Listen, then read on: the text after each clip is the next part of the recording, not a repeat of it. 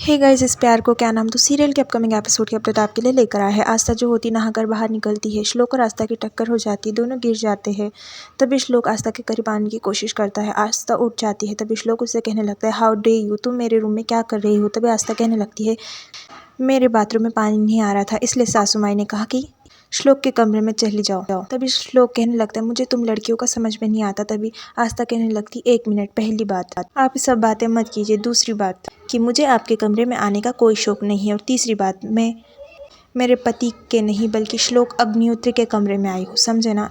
तभी इसी तरीके से दोनों के बीच बहस चल रही होती है। श्लोक कहने लगता है, ऑफिस पे टाइम पे पहुंच जाना, नहीं तो ये मत कहना कि घर में काम था, ऐसे वैसे बहाने नहीं चलेंगे। आस्था कमरे से आ रही होती श्लोक के। सुजोल की माँ देखती है और वो कहने लगती है, ये बात तो मुझे सुजोल को बतानी होंगी। दूसरी ओर सुजोल जो होती है तो वो मिरर में देखकर अपने बाल सुखा रही होती है। तभी वो वरद के पास देख रही होती है। वरद उसे इग्नोर कर रहा होता है। वरद उसकी ओर देखता है। तभी वो कहने लगती है कि यहाँ मत देखो, मैं चेंज कर रही हूँ ना, आप यहाँ से जाइए। तभी वो सच में चला जाता है। सुजोल को फिर भी बुरा लगता है। सुजोल की माँ आती है और कहने लगती है, वहाँ पर आस्था और श्लोक जो है ना एक दूसरे के कमरे में थे, पता है। तभी सुजोल कहने लगती, इतना ध्यान अगर आपने मेरे और वरद के बीच में दिया होता ना, आज हमारे बीच में ये दूरियां नहीं होती। आपने तो कहा था कि वरद से दूर रहो ताकि वो तुम्हारे करीब आएगा, वो तो वापस मुझसे दूर जा रहा है। चलो हम देखते हैं कि आस्था क्या कर रही है।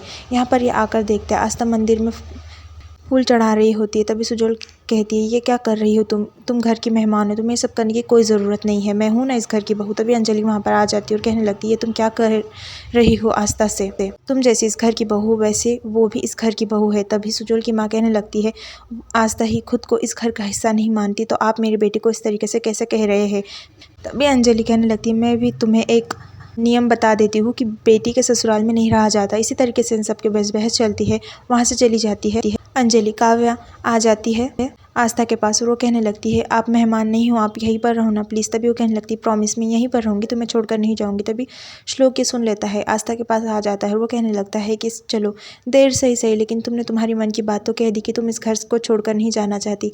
दूसरी ओर आस्था की माँ जो होती है आस्था को लेकर बहुत चिंतित होती है। आज उसे समझा रही होती है, कहने लगती है कि वहाँ पर वो ठीक ही होंगे और अगर कोई गड़बड़ हुई ना तो वो खुद हमें कॉल करके बताएंगी। तभी आस्था की माँ कहने लगती है, चलो ना हम जाकर उसे मिलकर आते हैं ना, पता नहीं वो लोग मेरे बच्चे के साथ क्या कर रहे होंगे। तभी यहाँ पर आस्था का पिता कहने लगता है कि इतना इंटरफेयर करना ज़रूरी नहीं है। यहाँ पर जो आस्था होती है तो खाने की तैयारी कर रही होती है। तभी सुजोल वहाँ पर आती है और कहने लगती है, कितने बार कहा है कि मेहमान हो, मेहमान की तरह रहो, खाना बनाने की कोई ज़रूरत नहीं, रहने दो मैं कर लूँगी। तभी अंजलि कहने लगती है, अब तक मैं ज़िंदा हूँ और तुम्हें ये सब करने की कोई ज़रूरत नहीं है, तुम जाओ। और हाँ आस्था, तुम दोपहर का सारा खाना बनाऊँगी, सबके लिए अलग अलग डिशेज़ बनाऊँगी, जिसे जो पसंद है वो बनाऊँगी। सब ऑर्डर उसे दे देती है। तभी आस्था कहने लगती है कि मुझे ऑफिस के लिए भी जाना है, जब तक मुझे पहले ही लंच बनाना होगा। यहाँ पर आस्था सभी को नाश्ता परोस रही होती है। तभी आस्था का फ़ोन बजता है। आस्था फ़ोन को रिसीव करने के लिए साइड में चली जाती है। कॉल पर उसकी मम्मा होती है। वो कहने लगती है कि मैं सबको खाना दे रही हूँ, नाश्ता दे रही हूँ, मैं थोड़े समय बाद कॉल करती हूँ, आई तुझे, ऐसा कहती है और वो साइड में रख देती है फ़ोन। आस्था फिर से खाना परोसने के लिए आ जाती है। तभी फिर से कॉल बजने लगता है और फिर आस्था कॉल रिसीव करने के लिए जाती है। वो कहने लगती है, मैंने कहा ना कि मैं तुझे थोड़ी समय बाद कॉल करूँगी।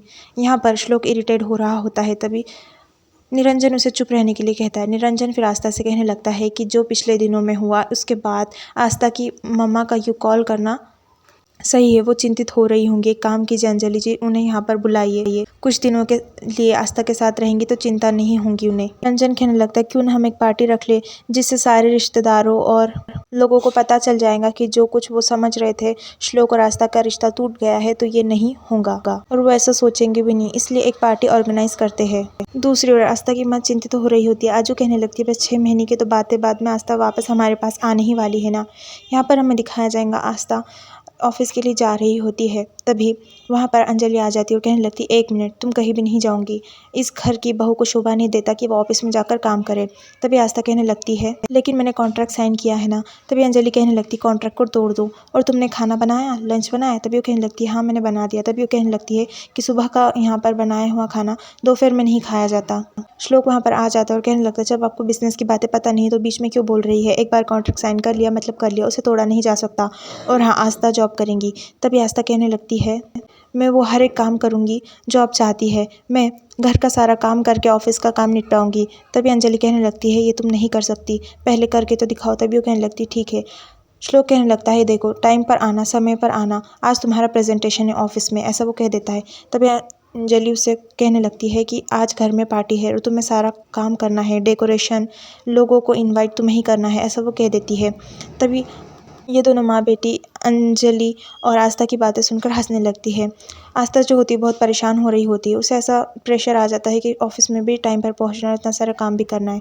यहाँ पर ज्योति जी को इनवाइट कर रहा होता है निरंजन, बहुत रिक्वेस्ट कर रहा होता है।